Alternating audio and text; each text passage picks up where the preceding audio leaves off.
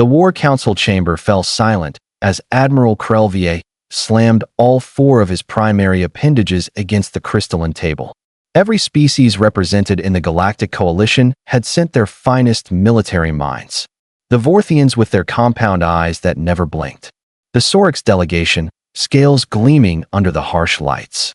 Even the gaseous nephrons had bothered to compress themselves into semi-solid forms for this meeting.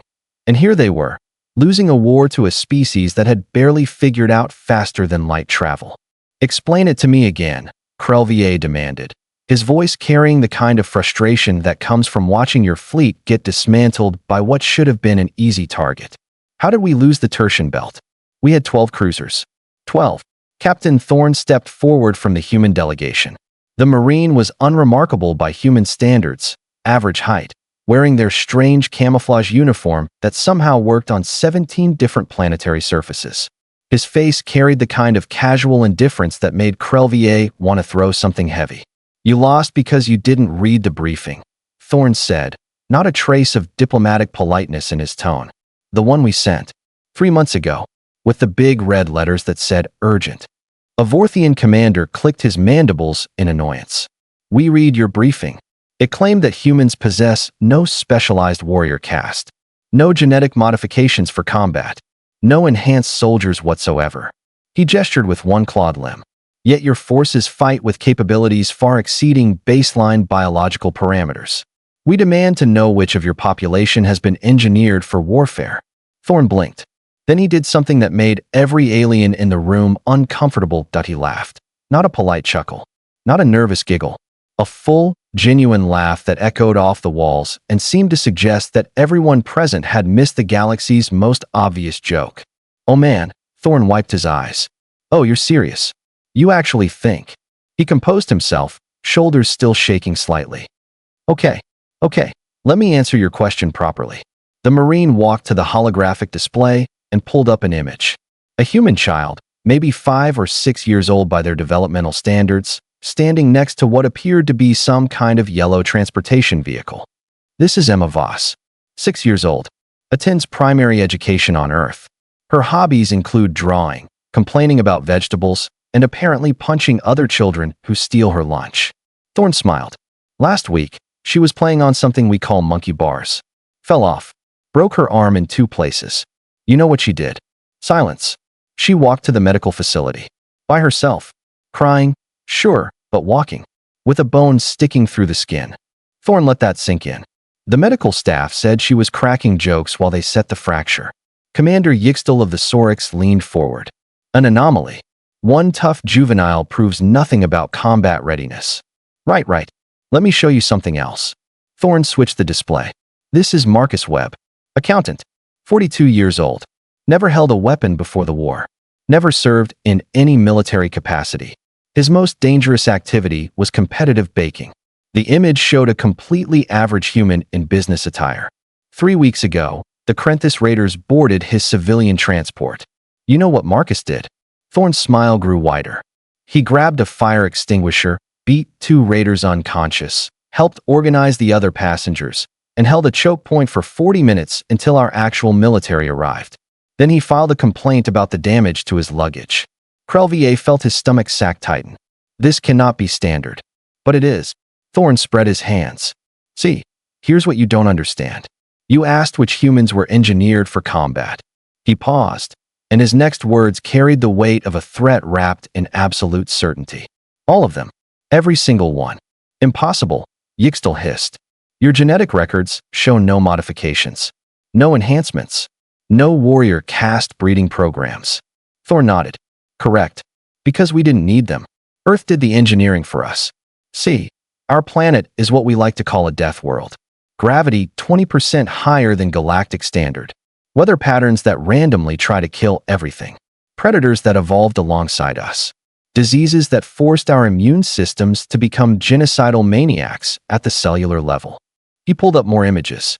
Tornadoes, hurricanes, earthquakes, volcanic eruptions, animals with teeth like knives and claws like swords. Every human child survives this.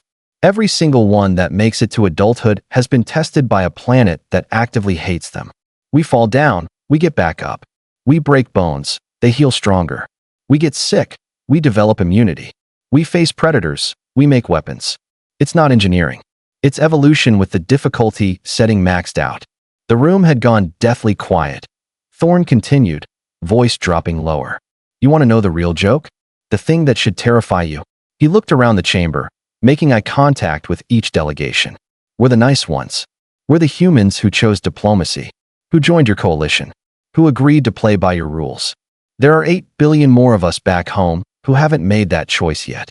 Admiral Crelvier felt something he hadn't experienced in his 300 years of military service: fear.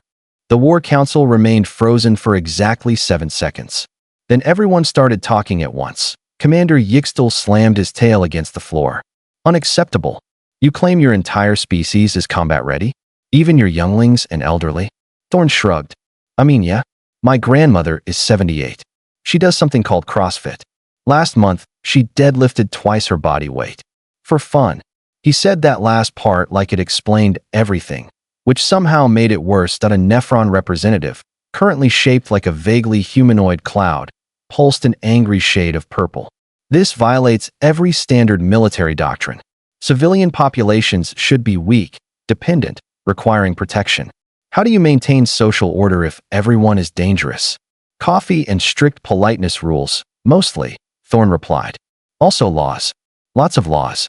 Turns out when everyone can kill each other, we get really invested in reasons not to. Crelvier rubbed his sensory stalks, feeling the beginning of a painful headache. Let me understand this correctly. You are telling this council that the human who serves us beverages in the diplomatic lounge could theoretically engage in combat. Oh, you mean Patricia? Pat's great. Makes amazing espresso. Thorne pulled up another file. Former marathon runner. Completed 6 of them. That's running 42 kilometers. For no reason. She just decided to do it. Multiple times. Why? This came from Subcommander Fricks, a usually silent Vorthian observer. Honestly, I think she said something about proving her ex-husband wrong. Spite is a powerful human motivator. Thorne scrolled through more files. Actually, spite might be our most dangerous weapon. We do incredibly stupid, impossible things just to prove someone wrong. Yixtel leaned back, scales rippling with confusion. Your species is powered by revenge? Revenge, spite, stubbornness, curiosity, boredom. Take your pick. Thorne grinned. We once sent people to our moon because another human nation said they'd do it first. We've climbed the tallest mountains because they exist. We've sailed across oceans on wooden planks to see what was on the other side. We've eaten poisonous food repeatedly, adjusting preparation methods until we figured out how to not die, because it tasted good. The Marine pulled up an image of a spiky creature. This is a pufferfish. Deadly poison throughout its body. We eat it. It's a delicacy. Madness, Fricks whispered. No, that's Tuesday. Thorne switched images again. This is cave diving. That's free climbing. This one is called bull running. That's volcano boarding. Oh, and this is Australian wildlife. Everything on this continent evolved specifically to kill humans. We turned it into a tourist destination. Admiral Crelvier felt his headache intensifying. Captain Thorne, we asked you here to discuss military capabilities, not your species' apparent death wish. They're the same thing. Thorne laughed again, that unsettling sound that suggested he knew something everyone else didn't. You keep trying to separate human civilians from human military. That separation doesn't exist. It never has. He pulled up combat footage from the Tertian Belt. You want to know how you really lost those cruisers? Let me tell you a story. The Krenthis thought they were raiding a mining station. Soft target. Minimal defenses. Easy resources. The footage showed chaos. Humans and mining equipment wielding improvised weapons. Explosions. Fire. Complete tactical nightmare from the attacker's perspective. The miners had 47 people. 11 had actual military training. The rest were geologists, engineers, equipment operators. Average age, 52. Thorne zoomed in on one figure. That guy there? His name is Danny Park. Civil engineer. 70 years old. He turned the station's ore processing system into a mass driver and shot a Krenthis boarding craft out of space with a 20-ton chunk of iron ore. Silence. When we asked him how he did it, you know what Danny said? Thorne's smile could have cut glass. He said he just did the math. Like it was the most obvious thing in the universe. Crelvier tried to process this. Your engineer destroyed a military craft with mining equipment. Yep. Then he complained about the cost of replacing the equipment. Didn't mention the whole saving everyone's lives thing. Too focused on the budget. This cannot be standard behavior, Yixtel insisted, but his voice carried less certainty now. Thorne turned to face the Sorik's commander directly. Let me ask you something. When your people face danger, what do? They follow protocol. Contact authorities. Evacuate to designated safe zones. Standard procedure for civilians. Right. Sensible. Smart. Thorne nodded. Humans? We fight. We don't even think about it. It's instinct. Back on Earth, when buildings collapse, you know what happens? Random people run toward the danger. They start digging through rubble with their bare hands. They lift debris that should be physically impossible to move. We have documented cases of human parents lifting vehicles off trapped children through sheer adrenaline. He pulled up more files. This is called hysterical strength. Our bodies have limiters, safety switches that prevent us from tearing our own muscles apart. In crisis situations, those limiters turn off. We become temporarily superhuman. Consequences be damned. Fritz's compound eyes widened. Your species has built-in overclocking. With no off switch and catastrophic damage potential, yeah. Thorne shrugged again. We just accept the hospital bills afterward. A new voice entered the conversation. Ambassador Quellis of the Nephrons, who had remained silent until now, compressed himself tighter. Captain Thorne, you have made your point. Humans are dangerous. All of them. But you said something earlier that concerns me more. Which part? You said the humans in this coalition are the nice ones. Thorne's expression shifted. The humor drained away, replaced by something colder. Something that made the temperature in the room feel like it had dropped 10 degrees. Yeah, he said quietly. We are. Captain Thorne walked to the viewing port, hands clasped behind his back, staring out at the stars like they held answers nobody wanted to hear. The War Council waited. Even Admiral Crelvier found himself holding his breath, which was uncomfortable with 3 separate respiratory systems. You want to know the difference between us and them? Thorne turned around slowly. We believe in rules. We think cooperation beats conquest. We joined your coalition because we thought maybe, just maybe, the universe could be better than the blood-soaked mess our own history taught us to expect. He pulled up a new display. Earth, rotating peacefully in the hologram, blue and green and deceptively beautiful. That planet has 7 continents, 78 different nations, thousands of cultures. And for most of our history, we spend our time perfecting increasingly efficient ways to kill each other. Thorne's voice carried no humor now. We got really, really good at it. The display shifted. Weapons. Thousands of them. Primitive clubs. Swords. Guns. Bombs. Things that made Crelvier's sensory stalks curl in horror. We've been fighting ourselves for 10,000 years. Professional armies, conscript forces, child soldiers, guerrilla fighters, resistance movements. War became our primary export for entire centuries. We studied it, refined it, turned it into science. Thorne highlighted one particular weapon. This is called a nuclear bomb. We built 30,000 of them, pointed them at ourselves, came within minutes of using them multiple times. The only thing that stopped us was the certainty that everyone would die. Mutually assured destruction. We literally held ourselves hostage with extinction to prevent war. Commander Yixtel's scales had gone pale. You built weapons designed to sterilize your own planet. Multiple times. Different nations. We kept making them bigger, more efficient, more deadly. Because that's what humans do when we're scared of each other. Thorne closed the weapons display. Then something changed. We started looking up instead of at each other. We found ruins on Mars. Evidence that we weren't alone. Ancient structures that proved someone else had been here. The hologram shifted to show crumbling alien architecture on the red planet. That discovery did something interesting. It gave us perspective. Suddenly our tribal conflicts seemed petty. Why fight over borders when there were entire galaxies to explore? Why kill each other when there might be actual threats out there? Thorne smiled, but it wasn't pleasant. So we made a choice. We put aside most of our weapons, created a unified government, agreed to disagree without bombs. And we came out here looking for friends. Crelvier felt relief washing over him. So you have evolved past your violent nature. No, that single word hung in the air like a blade. We didn't evolve past anything. We just redirected it. All that rage, All that creativity we poured into killing ourselves? It's still there.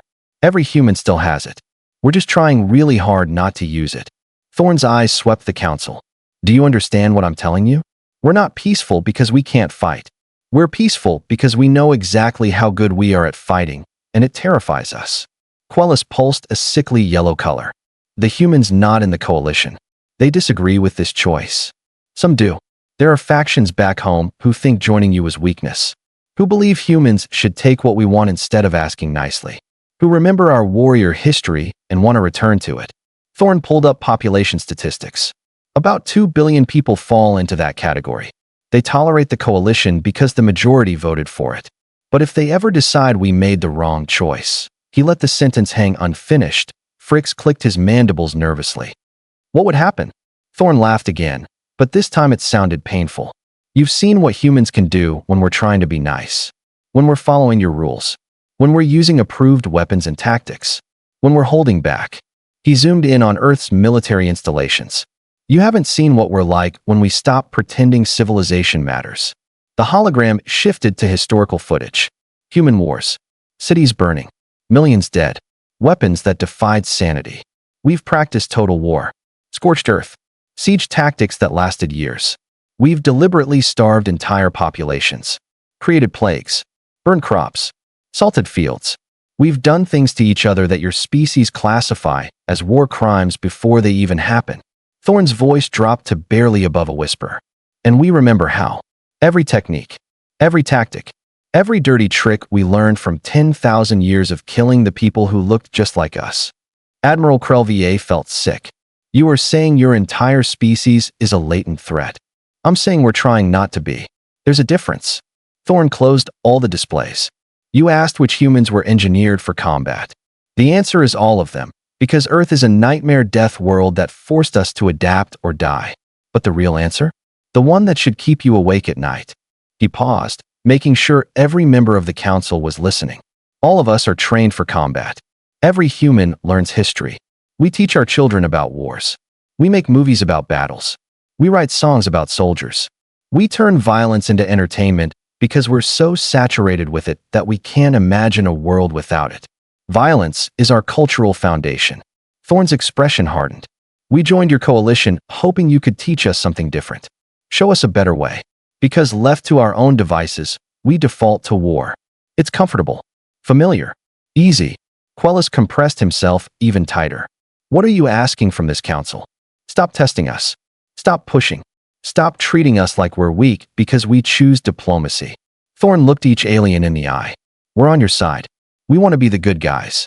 But every time you question our capabilities, every time you dismiss our warnings, every time you treat us like primitive newcomers who need to prove themselves, you make it harder for us to justify staying peaceful. He gestured to the viewport, to Earth beyond. Those 2 billion people who think the coalition was a mistake, they're watching. They're waiting. And if you give them enough evidence that cooperation doesn't work, that strength is the only language the universe respects. Thorne shrugged. Well, then we stop being the nice ones. The War Council sat in absolute silence. Finally, Admiral Crelvier found his voice. Captain Thorne, your point is received. We will revise our tactical assessments of human capabilities. All humans will be classified as combat-capable regardless of official designation. Good. Now, next question. Thorne smiled, and somehow that was more terrifying than anything else he had said, because it was the smile of someone who had just delivered a warning wrapped as a threat wrapped as friendly advice, and knew that everyone in the room finally understood exactly what humanity was capable of becoming. The scary part? They were still trying not to.